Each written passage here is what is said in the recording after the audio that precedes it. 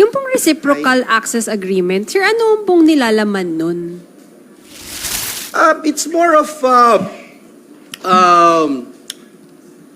exchange of mga good practices. Sir, medyo allergic po kasi yung mga tao kapag military bases yung pinag-uusapan, True. access to military bases. Ito po ba, sir, magkakaroon din sila ng access sa military bases natin if this is ratified?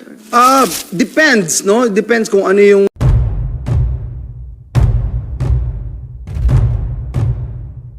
Question from Beautiful Mab. Hi, sir.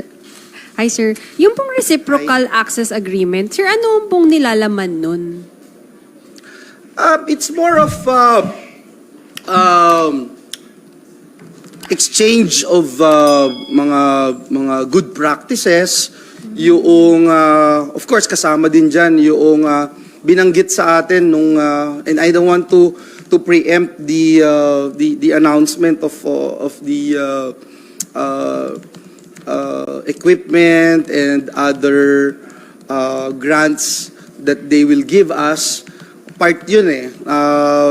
If you recall, nung nagpunta kami doon nila Senate President Zubiri, na pag-usapan ito, may mga ilang sinuggest tayo on our end, and then yung mga AFP personnel din na mga pupwede nilang magawa at ma-access doon sa mga sistema na kanilang ini-implement sa kanilang bansa.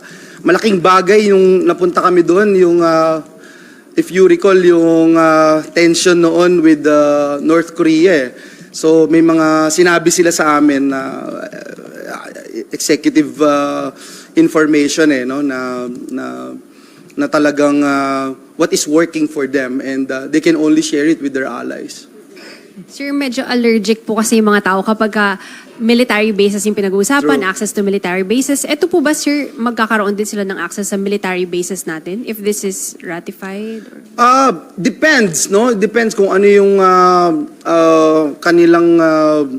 kanilang minimithi, what's there for them to gain, no, dito sa reciprocal access. But it's more of strengthening their allies in the Southeast region, no?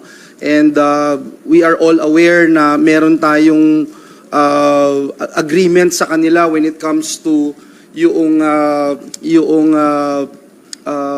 pareho tayo ng pananaw sa pagrespeto ng international law, at itong nangyayari ngayon na nagirian sa West Philippine Sea, hindi man ito nangyayari sa Pilipinas, nangyayari man ito sa karatig bansa na kapareho natin ng pananaw, we also support these countries, no, na may pareho tayong posisyon.